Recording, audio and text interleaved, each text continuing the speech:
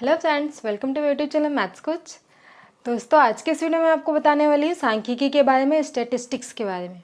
ठीक है दोस्तों, होता क्या है, हम अपनी रोज़मर्रा की ज़िंदगी में बहुत सारे सूचनाओं के संपर्क में आते रहते हैं। जैसे कि कुछ सूचनाएं मैंने यहाँ पे लिख दी है। सूचनाएं क्या है, जैसे कि इस साल चावल के उत्पादन में कितने % वृद्धि हुई, किस खिलाड़ी ने पिछले साल की तुलना में अच्छा गेम खेला, अच्छा हॉकी या फिर क्रिकेट खेला। ठीक है, पेट्रोल की दाम जो है पिछले 5 सालों की तुलना में कितने % वृद्धि हुई, सोने के मूल्य में कितनी गिरावट, या गिरावट तो होती नहीं है जनरली, सोने के मूल्य में कितनी वृद्धि हुई, चांदी के मूल्य में कितनी वृद्धि हुई, और जो आपका जो करंट सिचुएशन है, क्या कोई राज्य में या फिर देश में कोरोना मरीजों की संख्या में कितनी वृद्धि हुई है, कितने मरीज ठीक होकर डिस्चार्ज हो गए, कितने मरीजों की डेथ हुई है ना। ये आंकड़े जनरली हमारे रोज़ न्यूज़पेपर में आते रहते हैं, बहुत सारे सोशल मीडियाज़ पे हमको ये आंकड़े मिलते रहते हैं। तो ये जो रिज़ल्ट होता है ये हमको मिलता कहाँ से, मतलब ये बनता कैसे है ना। तो जो भी ये आंकड़े प्रोवाइड करने वाले, ये रिज़ल्ट देने वाले होते हैं, वो एक्चुअल में करते क्या है, बहुत सारे जगहों से, बहुत सारे अलग अलग सोर्सों से इन आंकड़ों को पहले एकत्रित करते हैं। फिर इन आंकड़ों को एकत्रित करके उन पर निष्कर्ष करते हैं, उन पर काम करते हैं, उन आंकड़ों का विश्लेषण करके उनसे एक निष्कर्ष निकालते हैं, है ना। फिर इन निष्कर्ष को ये हमको प्रोवाइड करते हैं। ठीक, तो इन बहुत सारे आंकड़ों, इन एकत्रित आंकड़ों का विश्लेषण करने का तरीका, या फिर इन आंकड़ों से किस प्रकार के रिजल्ट कैसे निकाले जाते हैं, इन्हीं को दोस्तों हम सांख्यिकी के अंतर्गत पढ़ने वाले हैं। ठीक है, आपके 10th के सिलेबस में हमको सांख्यिकी के अंतर्गत 3 टॉपिक्स पढ़ने हैं दोस्तों। जो पहला है आपका समांतर माध्य, जिसको औसत बोला जाता है या फिर माध्य बोला जाता है। ठीक, सेकंड होगा आपका माध्यिका, और थर्ड होगा आपका बहुलक।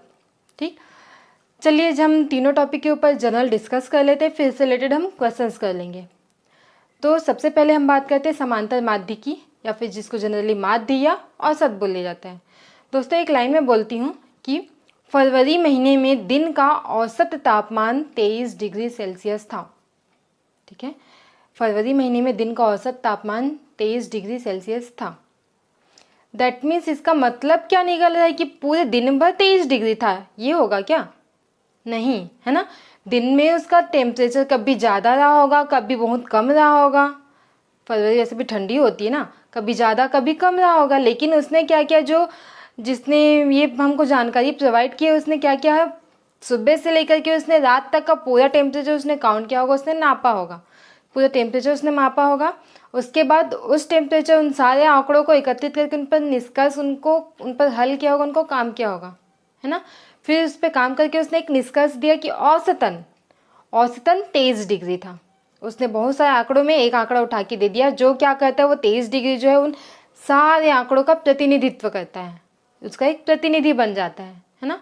तो ये होता है हमारा औसत। औसत क्या होता है, जो बहुत सारे आंकड़े होते हैं उनका एक प्रतिनिधित्व करने वाला कोई संख्या हो जाता है, ये हमारा औसत कहलाता है। ठीक है, लेकिन ये औसत के बेस पे अगर मैं आपको पूछती हूँ कि बताइए कि दिन का मैक्सिमम टेम्परेचर कितना रहा था और दिन का मिनिमम कितना था, तो ये चीज़ हम उस एक औसत के बेस पे हम नहीं बता सकते। तो इसको बताने के लिए हम यूज़ करेंगे माध्यिका, एक दूसरा मापक, है ना। माध्यिका क्या होता है, आंकड़ों में वितरण को बताता है, मतलब आंकड़ा कितना ज़्यादा फैला है, कितना ज़्यादा गया है, कितना कम गया है, इस चीज़ को बताता है हमारा माध्यिका। माध्यिका एक्चुअली होता क्या है, आंकड़ों को अगर हम एक क्रम में जमाते हैं, बढ़ते क्रम में अगर हम जमाते हैं आंकड़ों को, तो उन आंकड़ों में जो सबसे बीच की वैल्यू होती है, सबसे मध्य मान होता है, वो हमारा कहलाता है माध्यिका दोस्तों। ठीक, और जैसे एक हमारा तीसरा एक मापक मैंने आपको बताया था बहुलक। बहुलक होता क्या है, जो आंकड़े या फिर बहुत सारे हमारे पास आंकड़े, तो जो आंकड़ा सबसे ज़्यादा बार रिपीट होता है, मतलब जिसकी आवृत्ति सबसे अधिक होती है, जो आंकड़ा सबसे ज़्यादा बार आता है, वो आंकड़ा हमारा क्या कहलाता है, बहुलक कहलाता है। तो चलिए मैं इन तीनों से रिलेटेड कुछ क्वेश्चंस लिखती हूँ, आप उसमें से थोड़ा सोच के बताइए कि कौन सा निष्कर्ष निकालने के लिए हम माध्यिका का उपयोग करेंगे, कौन से निष्कर्ष के लिए माध्यिका का और कौन से निष्कर्ष के लिए बहुलक का। चलिए दोस्तों, क्वेश्चंस यहाँ पे मैंने कुछ लिखे हैं, आइए देखते हैं कि इन क्वेश्चंस को, इन निष्कर्ष को प्राप्त करने के लिए हमको उन तीनों मापक में से कौन सा मापक यूज़ करना है। ठीक है, पहला क्वेश्चन है, एक महीने में हुई औसत वर्षा कितनी है। यहाँ पे क्वेश्चन में ही सीधे सीधे लिख दिया औसत, दैट मीन्स हमको इसमें यूज़ करना है औसत या फिर समांतर माध्य। औसत वर्षा कितनी है, ये हमारा कोई एक नंबर जो सारे महीने में हुई वर्षा का प्रतिनिधित्व कर दे, वो औसत हो जाएगा। ठीक है, मतलब इसमें हमको यूज़ करना औसत या समांतर माध्य का। सेकेंड क्वेश्चन है, किसी परीक्षा में 100 विद्यार्थियों ने भाग लिया। कितने विद्यार्थियों ने भाग लिया? 100 विद्यार्थियों में। इन विद्यार्थियों में से अंकों के आधार पर सबसे बेहतर प्रदर्शन करने वाले 50 विद्यार्थी कौन हैं? ठीक, भाग कितनों ने लिया है? 100 में। हमको नंबर मिला होगा तो उस नंबर को हम क्या करेंगे? बढ़ते क्रम में जमा देंगे, बढ़ते क्रम में जमा देंगे। उसके बाद हमको चाहिए कितने? 50। मतलब 100 का बीच 2 टुकड़ा करेंगे, अगर 100 के बीच की वैल्यू निकालेंगे तो 50 बढ़ जाएंगे। तो हम क्या कर लेते हैं, हम उसको अरेंज करके हम माध्यिका निकाल लेते हैं, है ना। माध्यिका जो आएगी, जैसे कि अगर हमारे पास 100 वैल्यू है तो माध्यिका जो आएगी वो तो जो बीच की वैल्यू रहेगी, बाकी 50 इधर रहेंगे, बाकी 50 इधर रहेंगे, इनके जो बीच की वैल्यू होगी वो हमारी माध्यिका होगी। तो हम क्या करेंगे, 50 विद्यार्थी हमको छांटने हैं जो अच्छे हो, तो हम जो माध्यिका होगी उसके दाएं साइड जो अच्छे विद्यार्थी होंगे, जिनका मार्क अच्छा होगा, जिनका नंबर अच्छा होगा, उन 50 विद्यार्थियों को हम सेलेक्ट कर सकते हैं। दैट मीन्स इस क्वेश्चन के लिए हम यूज़ करेंगे माध्यिका का। ठीक, ये है कौन से खिलाड़ी ने अंतर्राष्ट्रीय क्रिकेट में अभी तक सबसे ज़्यादा विकेट लिए हैं। ठीक है, तो ये क्या है, क्रिकेट पे बेस्ड क्वेश्चन है, किसने सबसे ज़्यादा विकेट लिए हैं। तो जाहिर सी बात है हम इधर खिलाड़ियों का नाम लिखेंगे, इधर विकेट की संख्या, तो जिसने सबसे ज़्यादा विकेट लिया वो हमारा बहुलक हो जाएगा और वही खिलाड़ी होगा जो अभी तक सबसे ज़्यादा विकेट लिए। दैट मीन्स इस क्वेश्चन के लिए हम यूज़ करेंगे बहुलक का। ठीक, दावत में बुलाए गए 20 व्यक्तियों के लिए कितनी चपातियों की आवश्यकता पड़ेगी? 20 व्यक्ति हमको बुलाना है तो हम क्या कर लेते हैं, एक अंदाज लगा लेते कि एक व्यक्ति के लिए हम 5 रोटी लगभग बना लेते हैं। तो ऐसे करते 20 व्यक्तियों के लिए हम कितना रोटी बना लेंगे? 100 रोटी। लेकिन ये जरूरी नहीं है कि हर व्यक्ति 5-5 रोटी ही खाएगा, ये हमने क्या कर लिया, औसत बना लिया है ना। दैट मीन्स इस क्वेश्चन के लिए हम यूज़ करेंगे औसत का या समांतर माध्य का। हम पर व्यक्ति के हिसाब से 5-5 रोटी हम काउंट करके उसका औसत निकालते हैं, तो हम 100 रोटी हम बना लेते। लेकिन कोई ज़रूरी नहीं है कि हर व्यक्ति 5 रोटी ही खाए। हो सकता है कोई व्यक्ति जो है वो 7 रोटी खा ले, हो सकता है कोई व्यक्ति रोटी ही ना खाए, या कोई व्यक्ति 2 रोटी खा ले। ठीक है ना, मैक्सिमम मिनिमम बढ़ सकते हैं। हमने एक औसत बना लिया कि 5 रोटी खा सकता है एक इंसान। तो इस क्वेश्चन के लिए हम यूज़ करेंगे औसत का। ठीक, अब चलिए हम औसत, माध्यिका और बहुलक के बेस्ड क्वेश्चंस देखते हैं दोस्तों। अच्छा, इसके पहले मैं आपको बता दूं, जो आंकड़े हम एकत्रित करते हैं, आंकड़े जो हम एकत्रित करते हैं वो कई प्रकार से होते हैं। जैसे कि कुछ आंकड़े बहुत कम आंकड़े होते हैं और कहीं कहीं पे हमको बहुत ज़्यादा मात्रा में आंकड़े मिलते हैं, है ना। कहीं पे हमको कम मात्रा में आंकड़े मिलते हैं, कहीं पे हमको बहुत ज़्यादा मात्रा में आंकड़े मिलते हैं। ठीक, तो जो आंकड़े जो कम होते हैं तो उनको हम एज इट इज़ हम यूज़ कर लेते हैं, एज इट इज़ हम निष्कर्ष उनका निकाल लेते हैं उन्हीं आंकड़ों को लेकर के। लेकिन जहाँ पे हमें आंकड़े बहुत ज़्यादा मात्रा में मिलते हैं तो हम क्या करते हैं, उन आंकड़ों को अलग अलग वर्गों में बांट देते हैं। जैसे कि अगर हम सर्वे करते हैं कि पूरे भारत में तुरंत जन्म लिए बच्चे से लेकर के 10 साल के या फिर 60 साल के उम्र वाले कितने व्यक्ति हैं, तो ये 0 से लेकर के 60 के बीच हमारे पास बहुत सारे आंकड़े मिल जाएंगे ना, पूरे इंडिया में बोल रही हूँ।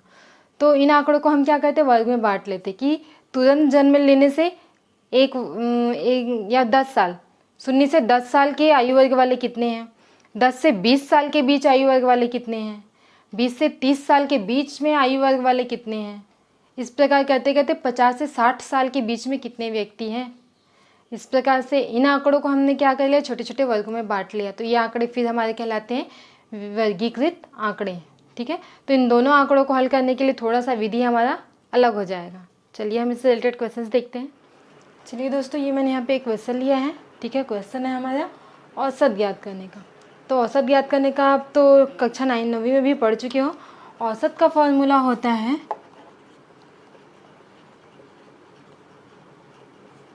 आंकड़ों का योग बटे आंकड़ों की संख्या।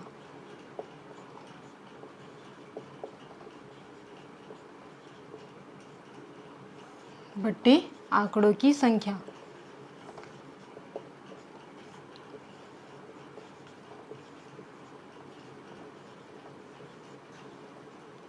तो हमारे पास क्वेश्चन है, डायरेक्ट हम आंकड़ों को योग कर लेंगे, मतलब ये हो जाएगा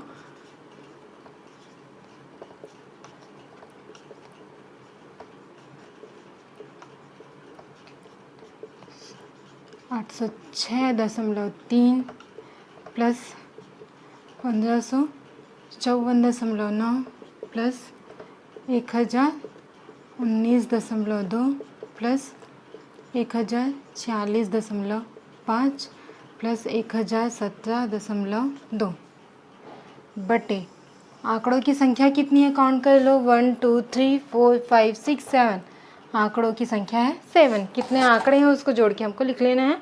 आंकड़ों का योग होगा आंकड़ों की संख्या, ठीक है। ऊपर को आप ऐड कर लो, कितना आ जाएगा,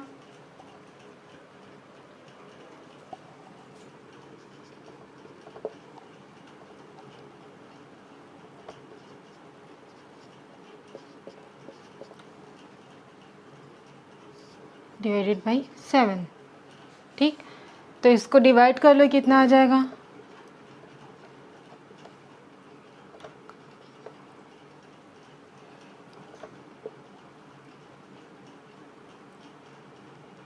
ये आंकड़े जो हमारे किस में थे, इसने वर्षा का बताया था मिलीमीटर में, तो ये आ गया आपका मिलीमीटर में। 1114.2 मिलीमीटर ये हमारा औसत वर्षा निकला है। मतलब धमतरी जिले में हुई वर्षा का औसत कितना निकला हमारे पास, 1114.2 मिलीमीटर, ठीक है। ये हमारा औसत निकल गया। बस औसत का सिंपल सा फॉर्मूला, आंकड़ों का योग बटे आंकड़ों की संख्या, ठीक है। दोस्तों मैंने एक और क्वेश्चन लिया है औसत के बेस पे, ठीक है। क्वेश्चन है हमारा, नीचे दी गई तालिका के आंकड़ों की मदद से छात्रों की ऊंचाई, औसत ऊंचाई ज्ञात कीजिए, ठीक है। हमको क्या ज्ञात करना, औसत ऊंचाई। यहाँ पे जो आंकड़े दिए हुए हैं वो भी हमारा, जैसे कि आंकड़ों की संख्या मैंने आपको बताया, या तो कम होंगे या तो ज़्यादा होंगे। और थोड़े से कई आंकड़े ऐसे होते हैं कि ज़्यादा होते हैं लेकिन वही आंकड़े बार बार रिपीट होते जाते हैं। जैसे कि यहाँ पे हमको ज्ञात करना क्या, ऊंचाई, औसत ऊंचाई ज्ञात करना। तो अगर यहाँ पे इसको ऐसा नहीं लिख करके वो क्या लिखता, 158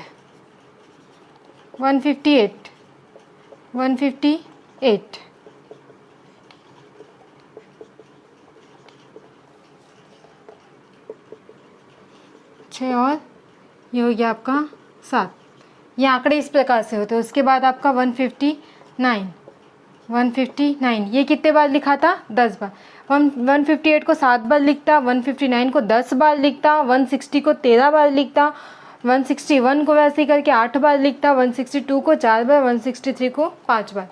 तो उसने वैसा उसका अगर लिखता तो आंकड़े पूरे भर जाते ना, तो इसलिए उसने वैसा ना लिख करके उसने जो चीज़ें रिपीट हो रही है उसको उसने नीचे लिख दिया कि 158 कितने बार आया है, 7 बार। 159 कितने बार आया है, 10 बार। 160 कितने बार आया है, 13 बार। ये क्यों लिखा, क्योंकि वही आंकड़े बार बार हमारे रिपीट हो रहे थे, इसलिए इसने इसको इस रूप में लिख दिया, ठीक है। तो अगर हमको औसत ज्ञात करना, औसत के बेस पे क्या होता है, आंकड़ों का योग होता है बटे आंकड़ों की संख्या। तो ऐसा अगर हम टोटल काउंट करें तो हमारे पास आंकड़ों का योग क्या होगा, 158 को कितने बार जोड़ना पड़ेगा, 7 बार। या फिर 158 को 7 बार जोड़े, या फिर 158 का गुणा कर देंगे सीधे 7 से, वैल्यू वही आएगी ना। जैसे कि मान लो मैं बोल रही हूँ 5 धन 5 धन 5 धन 5, जोड़ो कितना आ रहा है, कितना 5 है, 1 2 3 4, 4 ठोका ना, कितना आ जाएगा, ऐसे जोड़ेंगे तो 20। लेकिन वहीं पे ये 5 कितने बार है, 1 2 3 4, 4 बार है, गुणा कर दो, कितना आ गया, 20। वैल्यू सेम आती है ना, उसको उतने बार जोड़ो या फिर उस संख्या से गुणा कर दो। तो हमको यहाँ पे इस क्वेश्चन को सॉल्व करने के लिए हमको ये वाला ट्रिक यूज़ करना होगा। आंसर वही, वैल्यू हमको वही मिलेगी, लेकिन हमको मेथड ये वाला यूज़ करना पड़ेगा कि 158 को हम 7 बार जोड़ेंगे नहीं, 158 का 7 से डायरेक्ट गुणा कर देंगे, ठीक। और वो आंकड़ों का योग हो जाएगा। फिर आंकड़ों की संख्या कैसे निकलेगी, 158 कितने बार आया, 7 बार आया होगा, ये कितने बार, 10 बार आया होगा। मतलब इन आंकड़ों को हम जोड़ देंगे तो ये आंकड़ों की संख्या निकल जाएगी, ठीक। चलिए हम सॉल्व करते हैं इसको। फिर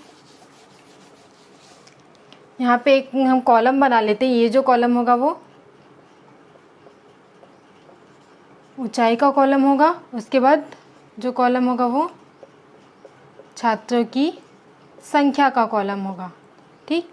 तो ऊंचाई के कॉलम पे हम यूज़ करते हैं 158, 159, 160, 161, 162, 163। छात्रों की संख्या क्या है, 7 10 13 8 4 5। ये जो ऊंचाई है उसको हम जनरली डिनोट कर देते हैं एक्स से। मतलब ये वैल्यू हो गई इसका रिपीट, ये कितने बार आया है, इसकी फ्रिक्वेंसी कितनी है, 7 बार आया, मतलब इसको हम डिनोट कर देते हैं एफ से। अब हमको एक कॉलम जो तैयार करना है, इसको गुणा करते जाना है ताकि हमको आंकड़ों का योग हमको मिल जाए। ठीक है, तो ये वाला कॉलम जो हमको गुणा करना है मतलब x का गुणा f से करना है, मतलब दैट मीन्स ये हमारा निकल जाएगा fx वाला कॉलम हमको तैयार करना है।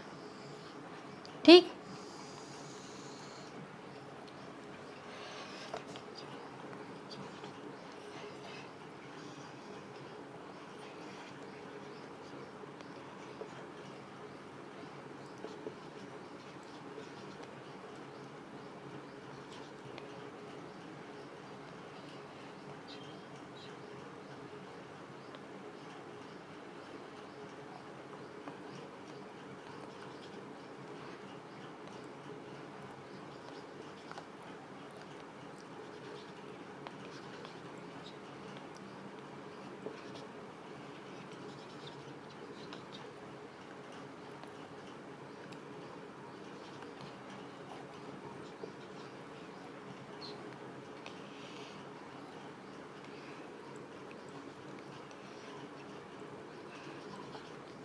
ये मैंने क्या कर लिया, आमने सामने गुणा कर लिया। 158 का गुणा किया 7 से, 159 का गुणा किया 100 से, 160 का गुणा किया 13 से, 161 का गुणा किया 8 से, इतना आ गया। 162 का गुणा किया 4 से तो इतना आया।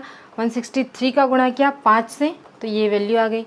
अब मुझे आंकड़ों का योग चाहिए तो दैट मीन्स ये वाला कॉलम मेरा हो जाएगा। इसको मैं लिख देती हूँ समीशन एफ एक्स, योग है इसलिए समीशन लगा दी। और आंकड़ों की संख्या चाहिए तो मुझे आंकड़ों की संख्या कितनी है तो ये समीशन एफ वाला कॉलम जोड़ लेना है हमको बस। तो इसको जोड़ लो, कितना आ गया आपका, या इस कॉलम को अगर आप जोड़ोगे तो कितना आ जाएगा। ये मैंने एफ ऑफ एक्स निकाला और समीशन एफ निकाला। तो हमारा जो यहाँ पे औसत निकलेगा वो आंकड़ों का योग that means summation of F x और आंकड़ों की संख्या that means summation of F. ये हो गया आपका 7527 डिवाइडेड बाई 47, 160.5 सेंटीमीटर हमारा औसत ऊंचाई निकल गया। ऊंचाई ये इसने सेंटीमीटर में दिया, मैं यहाँ पे लिखना भूल गई। ठीक है, ये आपका सेंटीमीटर में है। तो जो औसत ऊंचाई निकलेगी वो 160.5 सेंटीमीटर हो जाएगा। ठीक, इसमें मेन आपका यही रखना है, आपको एफ एक्स निकालना है और समीशन एफ हो जाएगा। औसत summation F x upon summation F हो जाएगा। तो मैंने एक और क्वेश्चन लिया है। क्वेश्चन है दिए गए प्रेक्षणों का औसत 36 है, ज्ञात प्रेक्षण f हमको ज्ञात करना है। ठीक है, प्रेक्षण हमारे पास कितने हैं, 36 है। प्रेक्षणों का औसत जो है वो 36 है। प्रेक्षण हमारे पास कितने हैं, 1 2 3 4 5। ठीक है, औसत 36 दिया मतलब हमको सॉल्व करना औसत वाले फॉर्मूले से। हमको पता है औसत कैसे निकालते हैं, औसत निकालते हैं हम आंकड़ों का योग। आंकड़ों का योग दैट मीन्स हम इन सबको जोड़ देंगे। 25 धन 39 धन 35 धन f धन 46 बटे आंकड़ों की संख्या कितनी है, 1 2 3 4 5, ये दिया है 5। ठीक है, हमको प्रश्न ने बता दिया कि औसत कितना है 36, दैट मीन्स औसत की जगह हम वैल्यू रख देंगे 36। 36 बराबर हो जाएगा ये आपका 25 धन 39 धन 35 धन f धन 46 बटे 5। तो ये हो गया आपका 36 बराबर, ये सारे आंकड़ों को जोड़ दो, ये f जो होगा वो अकेला बचेगा। तो ये कितना हो जाएगा,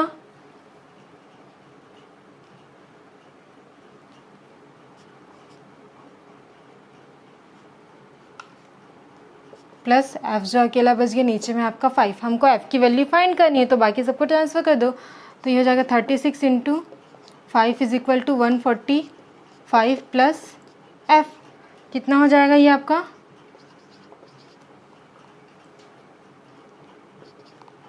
145 plus f, then 180 minus 145 is equal to f is equal to f। तो ये अज्ञात प्रेक्षण हमको f का मान क्या प्राप्त हुआ है हमारा 35। इंपॉर्टेंट क्वेश्चन है, ये पूछा जाता है। ठीक है, तो अब हम बात करते हैं माध्यिका की।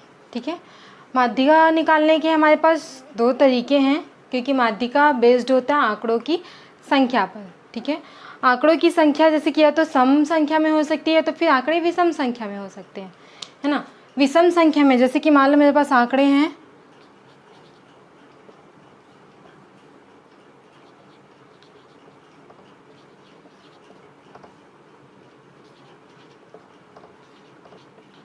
ये मेरे पास आंकड़े हैं। यहाँ पे आंकड़ों की संख्या को हम डिनोट करते हैं n। कितनी है? 1 2 3 4 5। आंकड़ों की संख्या 5। मतलब ये क्या है, सम है कि विषम है? विषम। ठीक है। जब हमारे पास दो केस होते हैं माध्यिका ज्ञात करने के लिए, पहला केस होता है आंकड़ों की संख्या जब हमारे पास विषम हो, और दूसरा केस होता है आंकड़ों की संख्या जब हमारे पास सम हो। सबसे पहली बात तो हमें आंकड़ों को बढ़ते क्रम में अरेंज करना होगा। आंकड़ों को हमें बढ़ते क्रम में अरेंज करना होगा। यहाँ पे हमारे पास आंकड़े मैंने पहले से बढ़ते क्रम में ही लिख दिए, तो यहाँ पे हमको अरेंज करने की ज़रूरत नहीं है। ठीक है। आंकड़ों की संख्या जब विषम है तो मैंने पहले ही बताया था कि माध्यिका होता क्या है, बीच की वैल्यू होती है। अब इसको अगर हम काउंट करें तो ये साइड से ये निकल गया, बीच की वैल्यू क्या बचा? 56, है ना। दैट मीन्स हमारे पास पदों की संख्या क्या है? n इज इक्वल टू हमारे पास कितने हैं? 5। ठीक है। और ये जो बीच वाला ये जो निकला है ये कौन सा पद है? तीसरा पद है ना, तीसरा पद है, तीसरावां पद है। तो ये एक्चुअल में निकलता कैसे है, मतलब तीसरा पद कैसे निकलता है? इस जो भी पदों की संख्या है 5 में 1 जोड़ के मैं 2 से डिवाइड कर दूँ।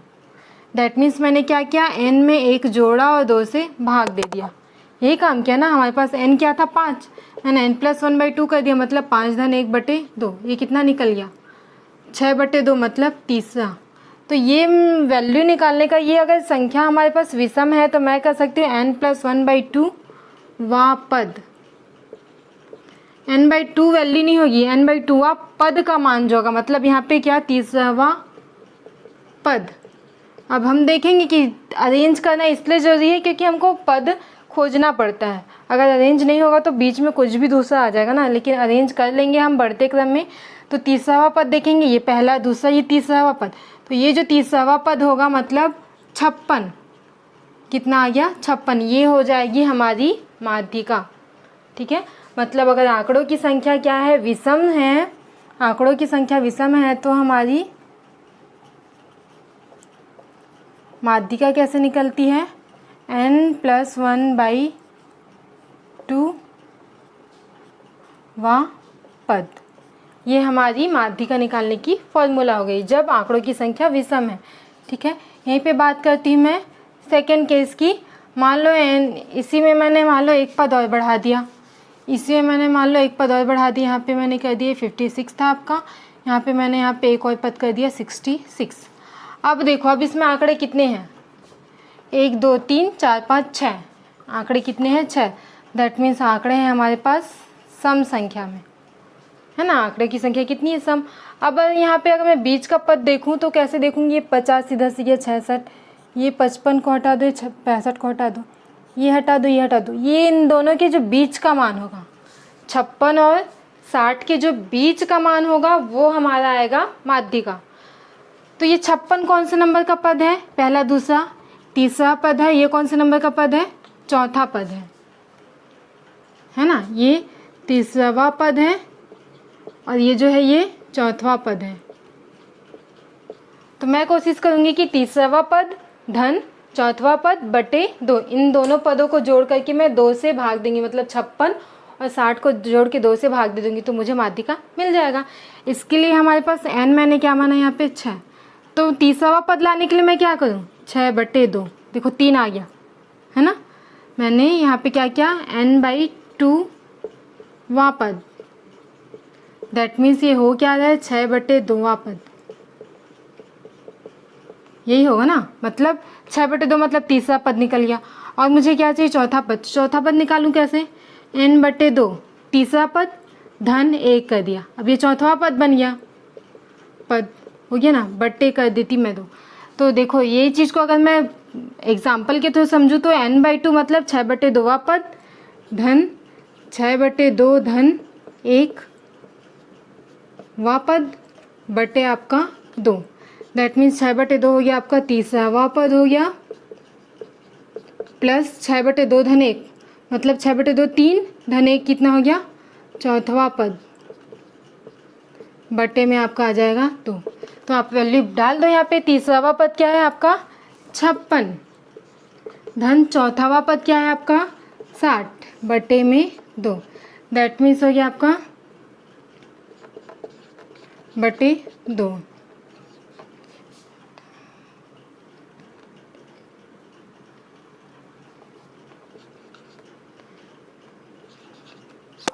मतलब इन दोनों के बीच की वैल्यू उसने क्या निकाली 58। ये जो 58 होगा वो आपका माध्यिका होगा। ठीक, मतलब फॉर्मूला हमारे पास ये बन रहा है। ये क्यों बन रहा है इसके अकॉर्डिंग समझ में आ गया। ठीक, मतलब अगर n क्या है सम संख्या है तब हम माध्यिका कैसे निकालेंगे, तब हम माध्यिका निकालेंगे n/2वां पद प्लस n/2 प्लस 1 वां पद बटे 2। ये हमारा माध्यिका निकालने का दो फॉर्मूला होगा। जब आंकड़ों की संख्या विषम है तो हमारा n+1/2 पद सीधे सीधे हो जाएगा, बीच का पद है ना। और जब आंकड़ों की संख्या क्या है सम संख्या है तब हमको दो पदों को जोड़ के बीच में 2 से डिवाइड करना होगा। इसलिए n/2 प्लस n/2 पद प्लस n/2 प्लस 1वां पद बटे 2 आ जाएगा। ठीक है, अब इसके बेस पे चलो एक आध क्वेश्चन हम करके देखते हैं। तो यहाँ पे मैंने एक क्वेश्चन लिया है जो बेस्ड है माध्यिका पे। ठीक है, यहाँ पे हमको जो आंकड़े दिए गए 10 विद्यार्थियों की ऊंचाई दी गई, किसमें है ये ऊंचाई बोला है सेंटीमीटर में है, निम्नलिखित है। इनका हमको ज्ञात करना है माध्यिका। हमको ज्ञात करना है इन आंकड़ों का माध्यिका ज्ञात करना है। तो सबसे पहला काम मैंने जो बताया, सबसे पहला काम होता है आंकड़ों को व्यवस्थित करना। बढ़ते क्रम में हमको आंकड़ों को जमाना पड़ेगा। तो चलो आंकड़ों को जमाओ। सबसे पहले कौन सा आएगा, सबसे छोटा क्या है इसमें से, सबसे छोटा मुझे दिख रहा है 100, उससे थोड़ा सा बड़ा दिख रहा है मुझे 106, उससे थोड़ा सा बड़ा दिख रहा है 110, उससे बड़ा 112 दिख रहा है मुझे, और 100 हो गया। सॉरी 102 तो छूट गया यार। ठीक है, फिर से लिख लेते हैं। 100 के बाद 102 हो गया है, फिर हमारे पास है 106 है हमारे पास, 100 102 106 हो गया।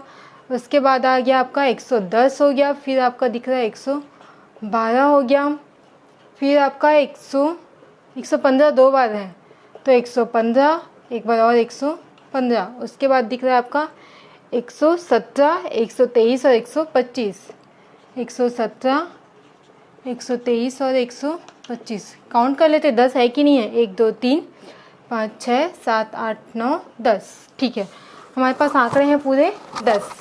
ठीक है ना। अब हमने इसको अरेंज कर लिया, किस में अरेंज कर लिया, बढ़ते क्रम में अरेंज कर लिया है। अब हमको क्या करना है, हमको देखना है कि आंकड़ों की संख्या क्या है, सम है कि विषम है। मतलब n, हमको कितने आंकड़े दिख रहे हैं यहाँ पे 10, दैट मीन्स ये आंकड़ों की संख्या है हमारे पास सम। तो सम वाला फॉर्मूला लगा देना है। तो माध्यिका क्या हो जाएगी n/2 वां पद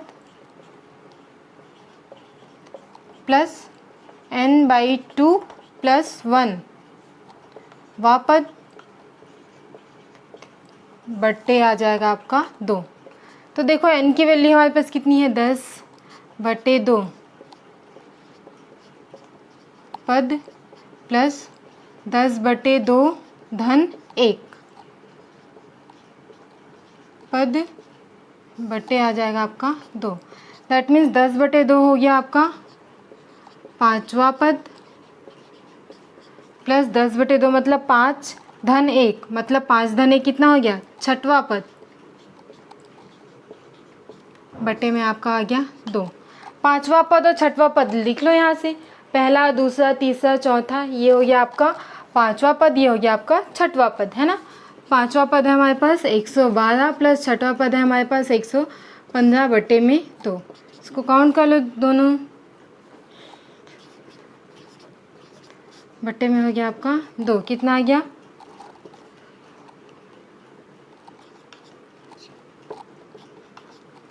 113.5। तो इसका माध्यिका हमको क्या निकला 113.5। दैट मीन्स देखो 112 और 115 के बीच में है ना, 113.5 कहाँ आएगा 112 115 के बीच में आएगा।